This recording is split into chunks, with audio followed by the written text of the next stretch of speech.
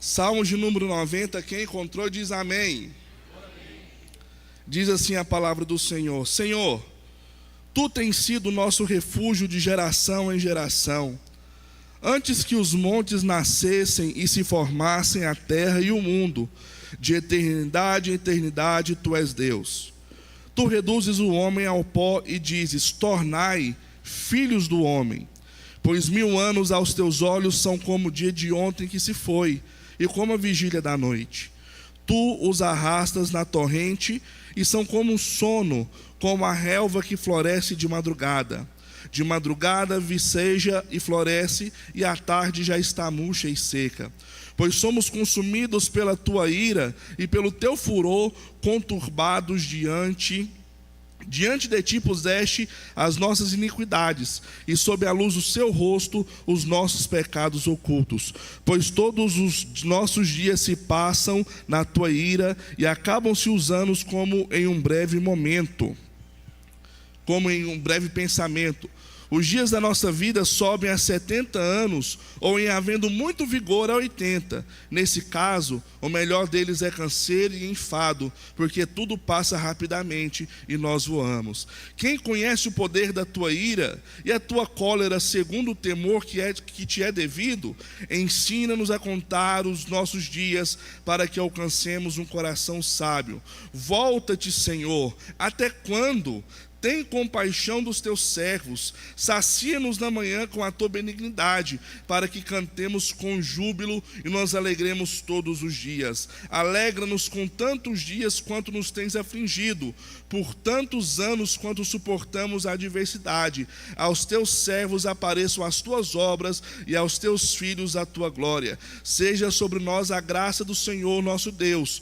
Confirma sobre nós as obras das nossas mãos. Sim, confirma a obra das nossas mãos. Senhor Deus, eu Te louvo por essa oportunidade e peço a Tua misericórdia para que o Senhor possa falar conosco para a glória do Teu nome.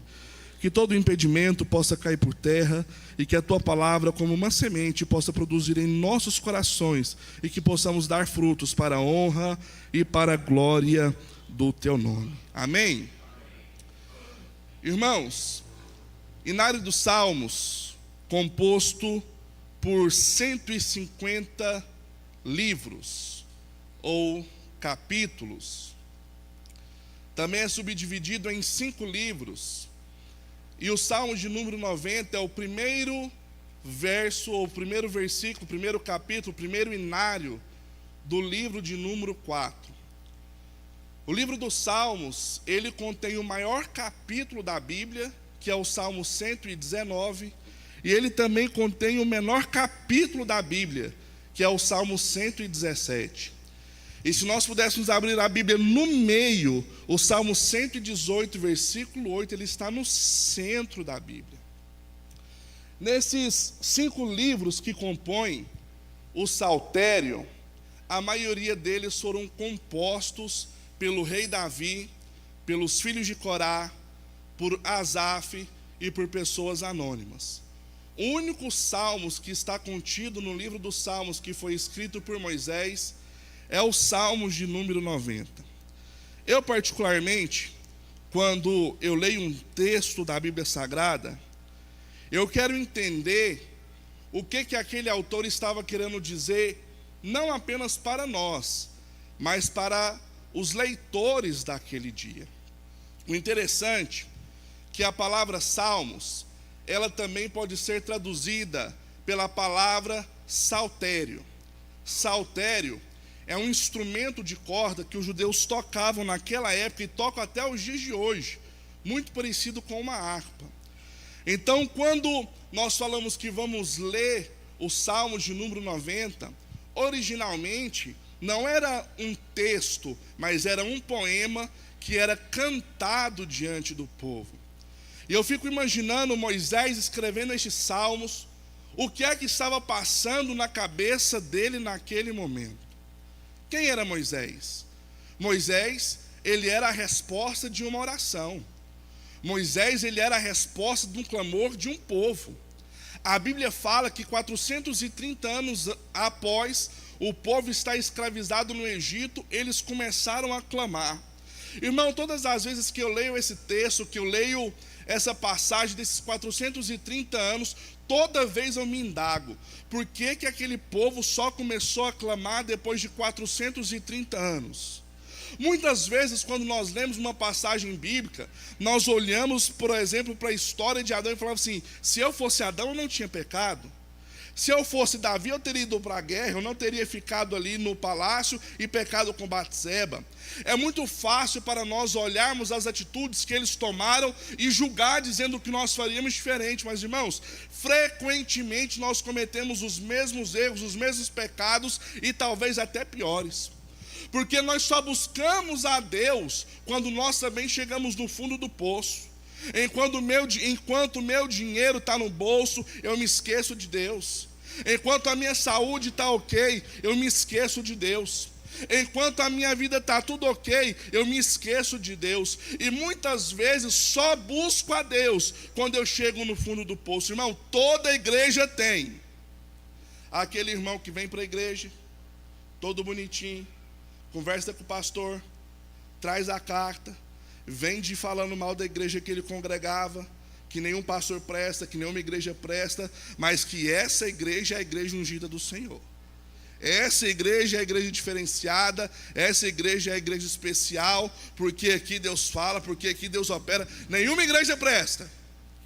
Só que esse mesmo irmão, passado alguns dias, passado algum tempo, ele sai dessa igreja, vai para outra igreja, falando mal do pastor, que essa igreja não presta, que essa igreja não ama, e por aí vai. E onde eu quero chegar? Esse tipo de irmão, ele vive a vida dele à vontade. Mas quando a coisa arrocha, do nada você vê o irmão lá no cantinho assim, ó, meio escondidinho, sabe? Porque veio aqui buscando uma direção de Deus. Então nós, como seres humanos, nós somos assim. Mas o fato é que aquele povo clamou, e Deus ouviu o seu clamor, e Deus levantou Moisés. Deus levanta Moisés, coloca Moisés dentro do palácio. Irmãos, olha que interessante. O propósito de Deus era colocar Moisés dentro do palácio. Faraó mandou matar todas as crianças. Pastor Ananias, se Faraó não dá aquela ordem, Moisés tinha sido criado na terra do Gósen de maneira normal. Mas por causa daquela ordem, mesmo assim, ele foi criado na terra de Gósen, e a mãe dele ainda era salariada para cuidar de Moisés. Irmãos, tem muita coisa que a princípio parece que é derrota.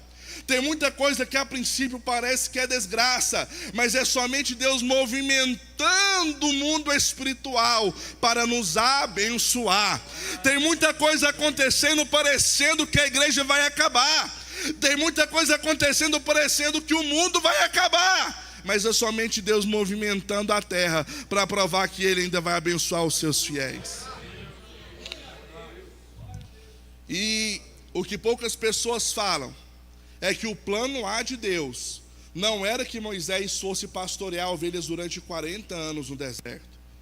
O plano A de Deus era que de dentro do próprio palácio, dali, depois daqueles primeiros 40 anos, Moisés já libertasse o povo. Mas Moisés entra numa briga que não era sua, defende uma briga que toma partido de um problema que não era seu, e ele acaba matando um homem, enterrando um homem e tendo que fugir para o deserto. Quando Moisés foge para o deserto, ele casa com uma mulher que não era a mulher que Deus queria que ele casasse. Ele vai ter uma atividade que não era a atividade que Deus queria que ele tivesse. E mais, ele não honra as alianças que Deus queria que ele honrasse. Porque olha o que eu vou dizer aqui, que pouca gente vai saber deste capítulo, pouca gente vai lembrar dessa história. No capítulo de número 4 de Êxodo, quando Moisés já ouviu a voz de Deus para voltar para o Egito, Deus aparece diante de Moisés para matar Moisés. Por quê? Porque ele não havia circuncidado o seu filho. Ele estava indo falar de aliança para um povo, mas não havia feito aliança dentro da sua casa. Moisés, eu não sei se para não criar intriga com a sua esposa, com medo da sua esposa, irmãos, eu nem tinha preparado isso. Mas o que tem de homem que deixa de viver os propósitos de Deus com medo da esposa? Diz o pastor Wagner que aqui não tem não. O que tem de homem que não vive a soberania de Deus sobre a sua vida, porque quem manda na casa é a mulher. o que tem de homem que deixa de viver o sobrenatural do Senhor.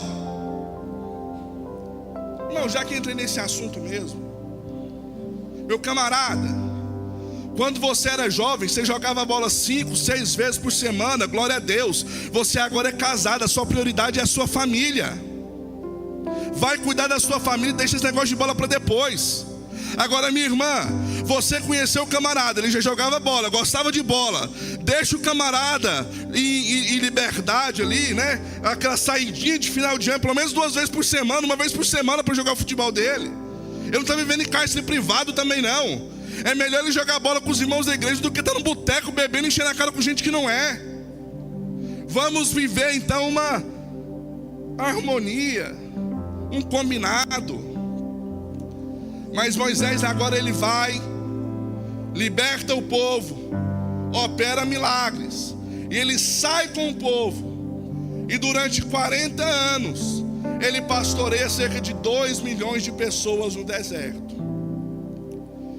E aí ele fere a rocha, porque o homem mais manso da terra era um assassino e ocultador de cadáver, e feriu a rocha. Deus fala assim: Moisés, vem cá, sobe aqui no monte aqui. Tá vendo a terra prometida? Tá vendo ali o Monte Tabor? Tá vendo ali o Vale do Meguido? Tá vendo ali aquele lugarzinho ali? Ali vai ser a casa de Zaqueu, daqui a tantos mil anos. Você não vai entrar. Eu imagino agora, eu não sei se era Gerson, sacerdote, filho de Moisés, que estava com ele. Eu não sei se era Josué, que talvez tocava um saltério. E ele começa agora a fazer uma melodia, e Moisés começa a louvar ao Senhor. Senhor, Tu tens sido o nosso refúgio de geração em geração. Antes que os montes nascessem e se formassem a terra, o mundo de eternidade em eternidade, Tu és Deus. Eu imagino um homem de 120 anos de idade. Por mais que a Bíblia dissesse que os seus olhos não eram pesados, ele não, nem óculos aquele camarada precisava usar, mas o tempo chega para todos. Talvez ele olhando para suas mãos enrugadas, talvez ele olhando para suas pernas um pouco já mais frágeis do que quando Deus o chamou, e ele dizendo: Tu és Deus, de eternidade em eternidade. Talvez Moisés olhando para o monte dizendo assim: Senhor, antes que aquele monte estivesse ali, Tu já eras, Senhor. Moisés ele está dizendo assim: Deus, eu tenho 120 anos e eu já estou passando. A minha vez, a minha oportunidade de fazer algo já passou. Geologicamente falando, geograficamente falando, aqueles montes foram moldados há milhares de anos pelos ventos, pela maresia. E Moisés tinha essa noção. Ele estava dizendo assim: Deus, milhares de anos se passaram para isso aqui acontecer, e o Senhor já existia. Irmão, sabe o que é interessante? Quando você conversa com um ateu e você pergunta para ele assim: mas o que é que criou o mundo? E ele diz: não, o mundo foi criado do nada, do nada. Só que eles não conseguem explicar o que é esse nada. Irmãos, o meu Deus, Ele não consegue ser explicado. Até porque Deus, Ele se enquadrasse na nossa mentalidade, se nós conseguíssemos com frases humanas definir quem é esse Deus, Ele não seria o nosso Deus, Criador dos céus e da terra, aquele que era, aquele que é, aquele que é de vir, aquele que pode abrir porta, aquele que pode fechar porta, aquele que cura, aquele que mata, aquele que abate, aquele que levanta. Eu Eu não sei você, mas é esse Deus que eu quero servir. Um Deus que a ciência não explica. Um Deus que quando o irmão vai lá mostrar o resultado do exame e o médico fala: que coisa doida é essa? É de hoje? Não, porque o nosso Deus ainda faz milagres. Trabagaço e decantarai. Irmãos, as pessoas tentam procurar a Deus em várias e várias religiões, e é por isso que existem várias religiões. Mas o Evangelho é somente um. O caminho que leva a Deus é somente um. Moisés, no Salmo de número 90, ele consegue expressar que para Deus 1000 anos, não é que 1000 anos é como 1000 dias. Aqui no verso de número 4 ele fala assim: 1000 anos é como essa noite que se passou. Para o Senhor não há tempo. Nós somos apressados em querer viver algo. Nós temos pressa em querer receber algo das mãos do Senhor. Nós temos pressa em receber a nossa vitória. E há quem diga assim: Deus tarda, mas não falha. Irmão, Deus nem tarda e nem falha. Deus chega na hora e no momento certo. O nosso tempo não é o tempo de Deus. Deus, ele está muito mais preocupado por fazer algo em você do que fazer algo por você. Você não está entendendo, irmão? A Bíblia fala assim que se o meu olho me fizer pecar, arranca. A Bíblia fala que se a mão direita está fazendo pecar, arranca. Sabe por quê? Deus, ele está preocupado é com a tua alma. Deus, ele está preocupado é com a tua eternidade. Ele pode curar, pode. Ele pode abrir porta, pode. Ele pode dar carro, pode. Mas acima de tudo, ele quer te levar para morar com o céu. Qual é a época que o ser humano mais ora? Qual é a época que o ser humano mais busca? Qual a época que o ser humano mais jejua? Qual a época que o ser humano mais busca a Bíblia? É quando nós estamos passando por dificuldades. E qual a época que o ser humano é mais cheio do Espírito Santo? É quando nós estamos passando por dificuldades. Deus, ele permite a prova. Deus, ele permite a tenta. Não estou dizendo que Deus tenta, eu estou dizendo que ele permite que o diabo te tente, porque ele sabe que neste momento você vai buscar a presença de Deus. Irmãos, o que Deus mais quer com o ser humano se chama relacionamento. Deus não quer, meus irmãos, membro. Deus não quer crente. Deus não quer congregado. Deus quer amigo. O véu foi rasgado de alto a baixo. Não é somente Moisés que pode falar com Deus. Não é somente Josué que pode falar com Deus. O sumo sacerdote, o pastor Francisco, o pastor Wagner, não. Deus quer falar com você 24 horas por dia.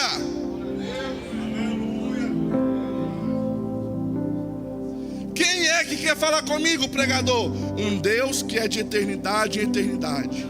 Um Deus que é tão grande que a Bíblia fala que a terra não comporta a sua glória, mas que mesmo assim ele escolheu habitar dentro de mim e de você.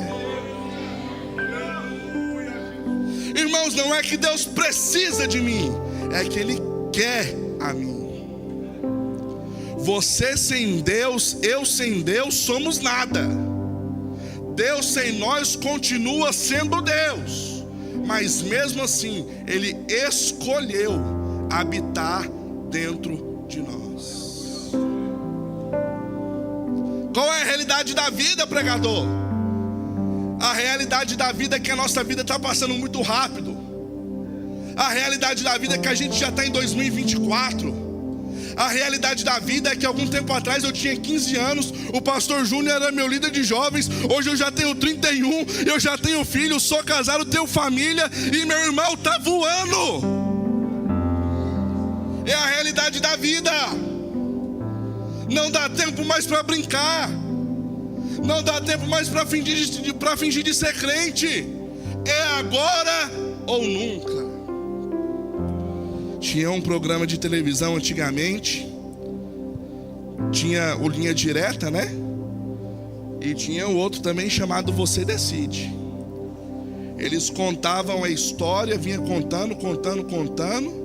Irmãos, quem é que depois de um programa Linha Direta, quando o apresentador falava assim: e este criminoso pode estar aí do lado da sua casa, a gente trancava a porta, trancava a janela, era ou não era? Mas o fato é que aí o programa dizia assim, contava a história e no final falava assim: você decide. Irmãos, o nosso pastor é um grande homem de Deus, mas ele pode colocar a mão na sua cabeça e profetizar tudo o que há de melhor, mas se você não decidir honrar a Deus com a sua vida, nada vai se concretizar. Porque é a minha decisão. A realidade da vida é essa. A nossa vida está passando muito rápido, está correndo, está soprando. 2024 já chegou. Irmão, daqui um dia a gente está fazendo um projeto de vida de 2025. E o que é que vai ter mudado? Depende de como nós reconhecemos o nosso relacionamento com Deus. Depende de como nós reconhecemos a nossa vida com Deus. Porque não tem como, irmão, se Deus está na nossa vida, entra ano, sai ano, e a nossa vida continua da mesma maneira. É por isso que o apóstolo Paulo escreveu assim: olha, o viver para mim é Cristo, mas o morrer para mim é ganho. Porque se eu estou vivo, eu mantenho o meu relacionamento com Cristo, ganho almas para Cristo. Mas se eu morro, eu estou juntamente com Cristo. Irmão, você quer saber do negócio? Qual é a verdadeira realidade da vida?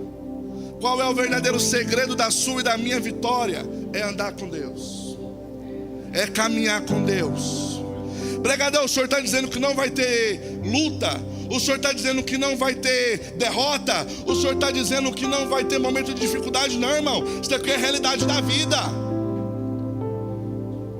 Tudo bem, tudo em paz, é somente no folhetim do Testemunho de Jeová e na propaganda do PT. Porque de resto é luta. O povo fica falando assim: pastor, ó, sai da sua zona de conforto. Irmão, o dia que eu achei essa zona de conforto, ninguém me tira de lá nunca mais. Porque a minha vida é só luta. Para começar, eu sobrevivi a um aborto. Eu sou o espermatozoide que ganhou de não sei quantos milhões lá. Eu nasci, o médico falou assim: vou dar uns tapas nele para ele já criar vergonha.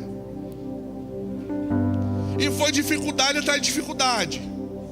Eu era tão pobre na minha adolescência, na minha infância, que a minha mãe pegava carrinho de compra, a gente ia para bairros do lado, para bater de porta em porta para pedir comida, porque a gente não tinha comida dentro de casa.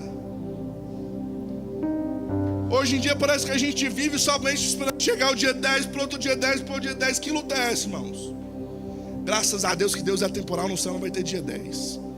Mas esse negócio de dia 10 não é de Deus, não. Até os boletos andam vencendo e nós estamos na luta, irmão. Mas o que é isso? Realidade da vida. Tem como não ter luta? Tem como viver sem luta? Tem como viver sem passar dificuldade? Irmão, você pode conversar com o cara mais rico do mundo, ele vai te contar alguma dificuldade. E sabe uma coisa que Deus faz com todo mundo? Do mais rico ao mais pobre, do mais magro ao mais gordo, do mais preto ao mais branco, é depender dos outros. A pior coisa que existe no mundo é depender dos outros. E todo mundo depende de alguém. Você chama o Uber, o camarada atrasa, você já fica nervoso. Dependeu de alguém. O patrão que é milionário depende do funcionário para desenvolver a empresa dele, porque senão não vai. A gente que é funcionário depende da empresa, depende do patrão, porque também senão não vai. Ou seja, o mundo é um ciclo que todo mundo depende de todo mundo. Realidade da vida. E sabe o que eu acho interessante? Que quando Moisés ele usa a figura de linguagem, Deus, o Senhor é o nosso refúgio, ele está dizendo assim, ó, o Senhor é a nossa casa, o Senhor é a nossa habitação. Qual que é o melhor lugar para estar? É na nossa casa, a não ser que a sua família seja uma família muito amaldiçoada. Mas o melhor lugar do mundo, irmãos, quem aqui já viajou para a praia? Levanta a mão, por favor. Quem aqui já fez uma viagem que você gostou muito? Levanta a mão. Mas dá no quarto dia, você está com saudade de casa, você quer dormir em casa. Você pode morar numa casa, irmãos, eu morava num barracão com aquelas telhas 366, sabe? Irmão, você não está entendendo não. A gente podia jogar água no telhado, podia ser o que fosse, que aquilo ali não acalmava o calor. Mas a gente podia estar onde que fosse, que dava saudade de casa. Você briga na rua, você pensa, vou chegar em casa, porque lá na minha casa vai estar minha esposa, vai estar o meu filho, vai estar o meu lar. Deus é isso. Deus é o seu porto seguro. Você sabe que você está seguro porque você está em Deus. O Salmo diz assim, outros salmos: 1000 cairão ao meu lado, 10.000 à minha direita ou esquerda, sei lá, mas tu não serás atingido. Mas peraí, se 1000 caiu do lado, 10.000 caiu do outro, na onde que eu estou? Eu estou no centro da vontade de Deus. Quer estar protegido? Esteja no centro da vontade de Deus. Quer estar guardado? Esteja no centro da vontade de Deus. Quer estar livre de toda e qualquer mazela que o inimigo vai levantar contra a sua vida? Esteja no centro da vontade de Deus, irmãos. Esse negócio de que o diabo é o inimigo eterno de Deus é mentira. O diabo, ele é o inimigo das nossas almas. Porque você ele pode destruir. Porque você ele pode matar. Deus não. E o diabo ele luta todos os dias para te destruir. O diabo ele luta todos os dias para te derrotar. Porque te ferindo, ele está atacando a Deus. E ele pode te tocar sim. Ele pode te destruir sim, se você fugir do centro da vontade do Senhor. Se você não correr para os cuidados do seu Pai. E aí, meus queridos irmãos, no versículo de número 12 ele fala assim, olha: ensina-nos a contar os nossos dias para que alcancemos um coração sábio. Moisés está dizendo assim, ó, Deus nos dá sabedoria para viver.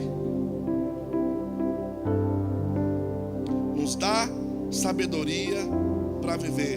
Irmão, deixa eu falar um negócio aqui, ó. Você está com um tijolo desse tamanho na minha cabeça, mas não me manda um vídeo do Pablo Marçal não, pelo amor de Deus. Ô cara chato, mentiroso. Aquilo ali não é sabedoria. Aquilo ali não é inteligência, não é sapiência. O verdadeiro sábio é aquele que aprendeu a temer e a viver uma vida para a glória do nome do Senhor. O verdadeiro sábio é aquele que sabe desfrutar. Nossa, eu sou crente, eu não posso ir na praia. Pode, irmão. Você está achando que Deus criou a praia foi para o diabo, foi para os endemoniados? Não, foi para você. Nossa, porque eu sou crente, eu não posso fazer tal. Não, irmão. Deus criou foi para você. A praia para você. Aquela chácara lá que tem cavalo, que tem rio, que tem aquele monte de pé de jabuticaba, é para você. Aprenda a desfrutar. Aprenda a viver momentos em família. Hoje é dia de culto, mas segunda-feira você pode passar um tempo com a sua família. E outra coisa, aprenda a ser feliz sem depender de ninguém. Aprenda a ser feliz sem depender emocionalmente de ninguém. Exemplo, marquei de viajar, eu, a minha família, família do pastor Wagner. Por algum motivo o pastor Wagner disse, meu querido, não posso ir. Aí eu vou deixar de viajar porque o pastor Wagner não vai. Eu vou deixar de desfrutar com a minha família porque o pastor Wagner não vai. Meu querido, não seja dependente emocionalmente de ninguém. Você tem que depender somente de Deus. Porque senão, meu querido, porque senão você vai viver uma vida derrotada. Nossa, eu fui para a igreja e a pastora me olhou diferente. Nossa, eu fui para a igreja e aquele irmão me olhou com a cara feia. Às vezes o irmão já tem a cara feia, ele só te olhou. É ou não é? Ah não, eu não vou na igreja mais não, porque eu dei a paz do Senhor para o pastor e ele falou graça e paz. Aprenda a depender somente de Deus. Sabedoria da vida. Busque sabedoria. Aí a Bíblia fala assim, ó: eu amo os que me amam, e os que de madrugada me buscam me acharão. E não é Deus falando isso, é a sabedoria. Este versículo que está no livro de Provérbios é Salomão falando acerca da sabedoria. Ou seja, quanto mais jovem eu buscar ser sábio, mais sábio é você, mais cedo sábio eu serei. Busque a sabedoria. Estude estuda, faz uma boa faculdade, faz um bom curso de teologia, viva a sua vida, mas sempre se lembre que é o Senhor que é o seu refúgio e a sua fortaleza.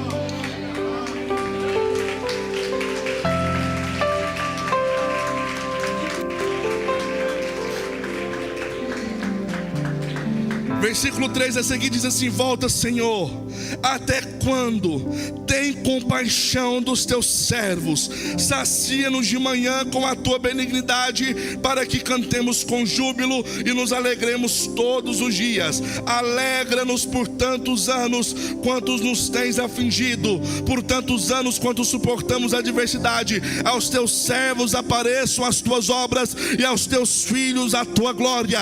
Seja sobre nós a graça do Senhor nosso Deus. Confirma sobre nós as obras das nossas mãos. Sim, confirma as obras das nossas mãos. O salmista, no caso aqui, Moisés está dizendo assim: Senhor, o Senhor já nos castigou, o Senhor já nos afligiu, o Senhor já nos provou. Agora, pela tua misericórdia, nos deixa colher o fruto daquilo que plantamos. Já foi prova demais, mas Deus nos dá graça, nos dá graça, nos dá graça para colhermos aquilo que semeamos. Aleluia. A Bíblia fala que aqueles que semeiam com lágrimas, estes colherão. Aleluia. Irmãos, tem um hino que fala assim, ó: agora é só vitória, agora é só vitória. Irmãos, não sei se Vitória é a esposa dele, mas esse negócio de só vitória, irmão, não existe.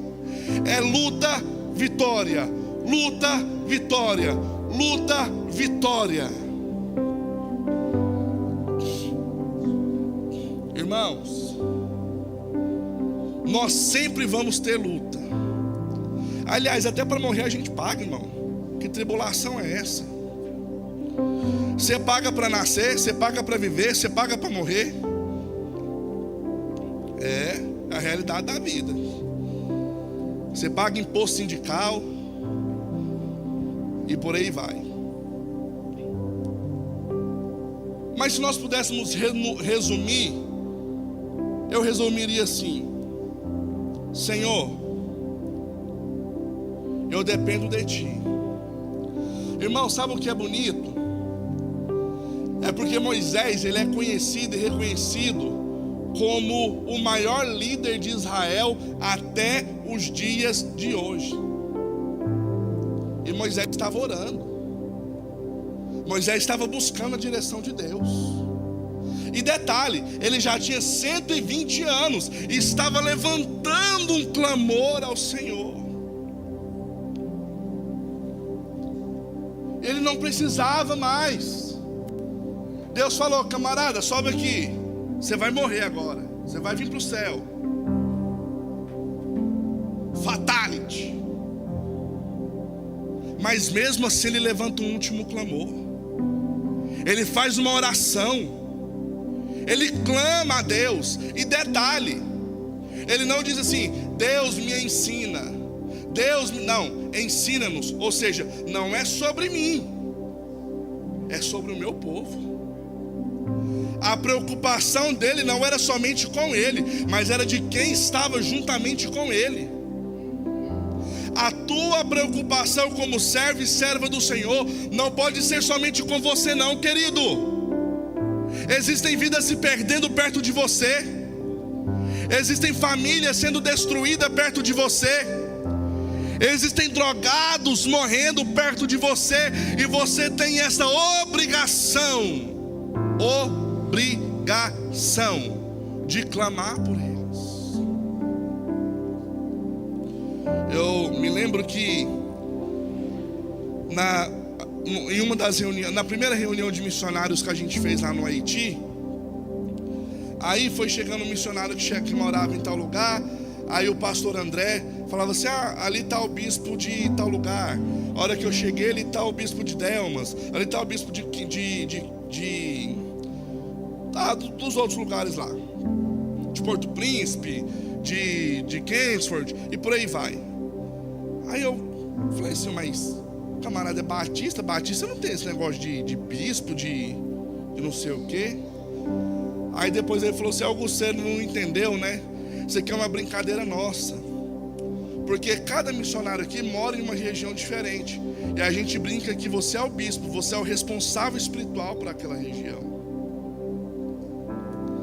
Cada um de nós aqui somos os bispos dos nossos lares, das nossas empresas, das nossas famílias, dos nossos familiares. Somos nós os responsáveis espirituais a estar clamando a Deus pela nossa família. O seu pai ímpio ainda não entendeu, mas ele só está vivo ainda por causa da sua oração. O seu marido que é crente, que é obreiro, mas que vive uma vida desorganizada, ainda não entendeu, mas ele só está vivo por causa do teu clamor.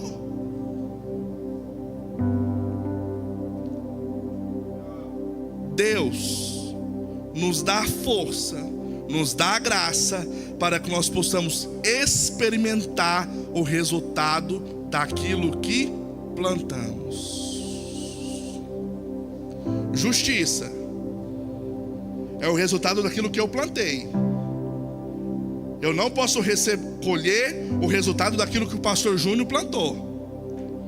Eu não posso colher o resultado daquilo que o pastor Alex plantou. Eu vou colher o resultado daquilo que eu plantei. No mais, quando muito, pelas misericórdias do Senhor, eu colho o resultado daquilo que meu pai plantou. Mas no geral eu colho aquilo que eu planto. Quer saber qual é a realidade da vida?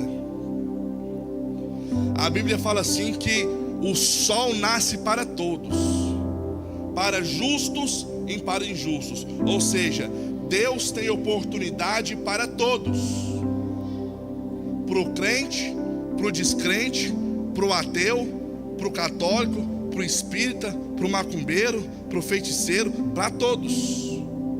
Só que tem um negócio que a Bíblia fala: aquele que habita no esconderijo do Altíssimo, ou seja, debaixo da sombra do Onipotente descansará.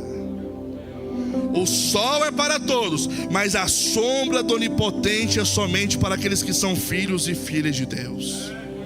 Espera aí, missionário, mas todo ser humano é filho e filha de Deus? Não é não. É somente aqueles que aceitaram a Jesus Cristo como o único Senhor e Salvador das suas vidas. Época que a igreja é mais crente, projeto de vida, porque a mesma pessoa que pulou 100 ondinhas, vestiu uma camiseta amarela pedindo dinheiro, uma bermuda branca pedindo paz, a mesma pessoa que fez a mandiga de virada de ano, vem para a igreja buscar uma bênção, buscar uma direção. Só que a bênção de Deus é para filho. A vitória e a prosperidade do Senhor são para os filhos. Quer viver 2024 em paz? O tema do nosso projeto de vida é 7 salmos que abençoarão a sua vida. Quer viver uma realidade em 2024 tranquila, uma realidade abençoada por Deus? Não tem segredo. É viver igual crente. Como que crente vive? Igual a Bíblia fala. Não vai ter luta? Vai. Não vai ter tentação? Vai. Não vai ter queda? Vai. Mas se nós orarmos e buscarmos ao Senhor, Deus vai nos levantar de toda e qualquer queda, de tudo aquilo que o inimigo se levantar contra nós, e nós sairemos de 2024 vitoriosos para a glória do nome do Senhor. Te convido a ficar de pé para a gente orar nessa noite.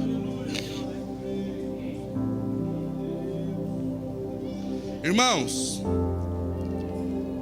jornal, grupo de WhatsApp, Telegram, tudo, a notícia da economia vai dar ruim. É empresa fechando, é gente sendo mandada embora. Lá no DAI outro dia uma empresa mandou quase 300 funcionários embora e tem mais 750 na ficha para ser mandado embora. Já foi anunciado.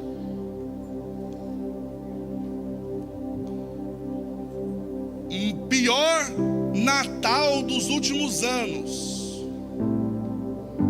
Peraí, pregador, o senhor está anunciando coisa ruim? Não. Eu estou te dizendo que o mundo pode estar na crise que for. Se nós estivermos em Cristo, nós estaremos guardados pelo Senhor.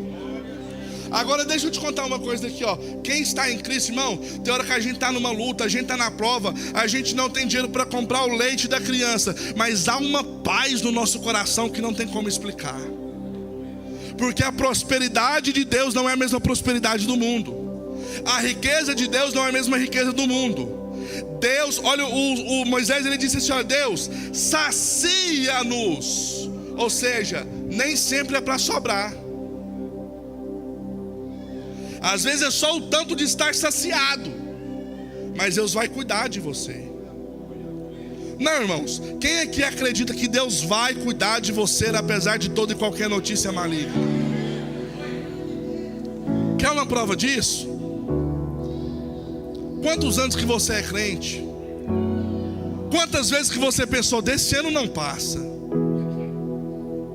esse ano eu não dou conta, esse ano eu desvio, esse ano eu largo o ministério, esse ano eu paro, mas você está aqui, você continuou, apesar de tudo, você venceu. Irmãos, eu não preciso profetizar que você vai ser vencedor, não, você já é vencedor. Outro dia assim, eu estava saindo da sala, pastor, para ir para o banheiro, tomar banho. E aí eu passei na garagem, aí eu olhei assim, um carro na garagem da minha casa. Irmão, outro dia eu fui renovar minha habilitação. Gente, eu tenho habilitação. Eu era tão pobre que eu nunca imaginei que eu teria uma habilitação. Eu tenho um carro parado na garagem da minha casa. Está financiado em eternas prestações, mas está lá. Eu tenho uma casa, irmão, para chamar de minha. Irmãos, eu era tão pobre, mas eu era tão pobre que vocês acreditam que todos os sonhos financeiros que eu tinha na minha vida eu já realizei? É claro que quando a gente vai crescendo, os sonhos vão aumentando. E você pode almejar crescer sim. Você não pode ser descontente com aquilo que Deus já te deu, praguejar aquilo que Deus já te deu. Mas você pode sonhar com mais. Vou falar algo aqui que não estava no meu coração, mas que Deus coloca agora. Sabe por que tem gente que não prospera? O camarada tem um carro com ar-condicionado, pastor, mas não liga o ar-condicionado com dó de gastar dinheiro.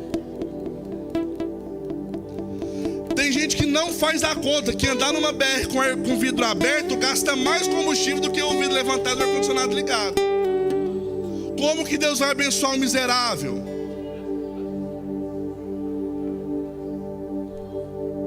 Como que Deus vai abençoar aquele que é miserável? Deus, me dá um carro novo, me dá o carro novo. Meu camarada não lava o carro, não limpa o carro. Você vai lá no painel do carro, tá aquela Bíblia dobrada assim lá assim no painel. Irmão, antigamente tinha demais negócio nas igrejas dos crentes. Aquele mundo vai de gravata pendurada já aqui no retrovisor assim, já viu? Meu irmão, quem gosta de sujeira é Satanás. Quem gosta de bagunça é o inimigo. Nós que somos templo e habitação do Senhor, nós temos que andar sempre limpinho, organizadinho. Tem um que é mais bonitinho, tem um que é mais feinho, tem um que, né? Cada um é cada um. Mas que você se arrume, se organize, irmãos. Organize a sua vida para ser abençoado. Organize a sua vida para ser próspero. Organize a sua vida para viver o melhor de Deus. Organize a sua vida para ser cheio do Espírito Santo acima de tudo. Vou te falar um negócio aqui, irmãos. Eu já precisei receber cesta básica, mas eu também já doei muita cesta básica para a glória do nome do Senhor. E doar uma cesta básica é muito melhor do que receber no sentido daquilo que você sente. Alguém já colocou a mão na minha cabeça e profetizou de Deus algo que aconteceu. Mas eu também já coloquei a mão na cabeça de alguém e profetizei algo que aconteceu. E isso é muito melhor. Sabe o que eu estou dizendo da realidade do servo de Deus? É que antes de pedir para você, você vai pedir para o seu próximo. Antes de você orar, Deus me dá, você vai orar, Deus abençoa quem está perto de mim também. Quero te convidar a fechar os olhos nessa noite e vamos orar. Vamos clamar nessa noite, irmão, pela nossa nação. Vamos clamar nessa noite pelo nosso continente. Vamos clamar pelos povos. Senhor, nós estamos aqui na tua casa e nós queremos te louvar, te exaltar, te engrandecer, porque apesar dos pesares, nós já somos mais do que vencedores. Nós somos abençoados, nós temos alimento, nós temos casa, nós temos carro, nós temos bicicleta, nós temos perna, nós temos saúde, nós temos tudo para nos alegrar no Senhor. Abagaço e decantarai. Agora eu quero te pedir, Senhor, vá de encontro aos órfãos, ó Pai, que estão passando necessidade. Vá de encontro às viúvas que estão passando por dificuldade. Vá de encontro, Senhor, nesta hora ao paralítico e cura ele para a glória do nome do Senhor. Entra agora, Senhor, nos becos e valados, salvando os mendigos, salvando os andarilhos, dando alimento para o pobre, dando alimento para o que necessita, Senhor. Espírito Santo, eu te peço que em 2024 nós não tenhamos somente para nós, mas nós tenhamos também para dividir, que nós tenhamos também para compartilhar, que nós tenhamos também para doar, que nós tenhamos também para ofertar, em nome de Jesus.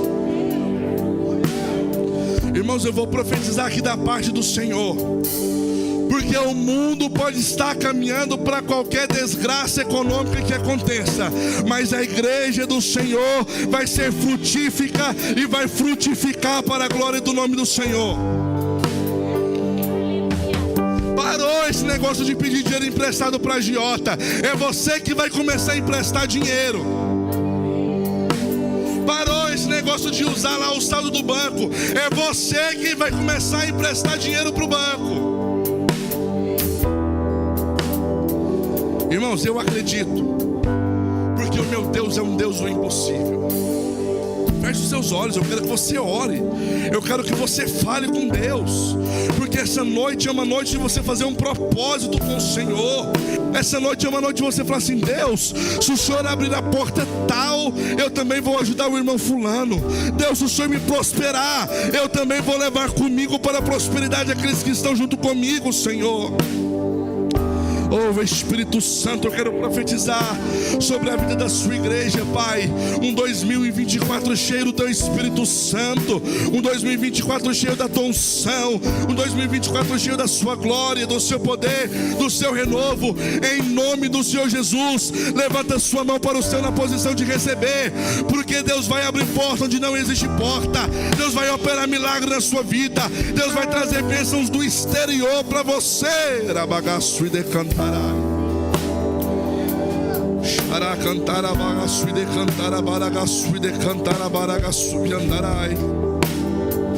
Irmãos, eu não sou o tipo de pregador de ficar profetizando coisas materiais não, mas Deus me mostra caminhonetes novas estacionadas na porta da igreja, e não é as que já tem não.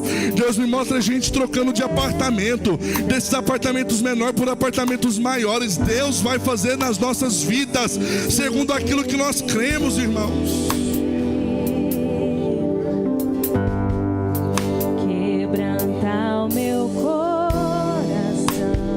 Para me finalizar, olha aqui para mim, por favor. O dia que um pregador dizer para você que agora é só vitória, corre, porque nós teremos lutas e tribulações sim. Mas nós temos um diferencial que ninguém na terra tem. Nós temos o Espírito Santo. Eu era vendedor de uma loja ali no centro, e eu não estava conseguindo bater as minhas metas. Meu gerente, que não era crente, me chamou no canto assim e falou assim: aí, grandão, o que está acontecendo com você, cara? Você não está batendo as metas. Eu falei assim: eu não sei, cara, eu vendo, eu tento, eu chamo os clientes, mas não dá. E ele falou assim: cara, você tem uma coisa que ninguém aqui dentro tem. E o cara descrente. Eu falei assim: o quê? Ele falou: grandão, você tem Deus. Todo mundo aqui sabe vencer, mas você tem Deus do seu lado, cara.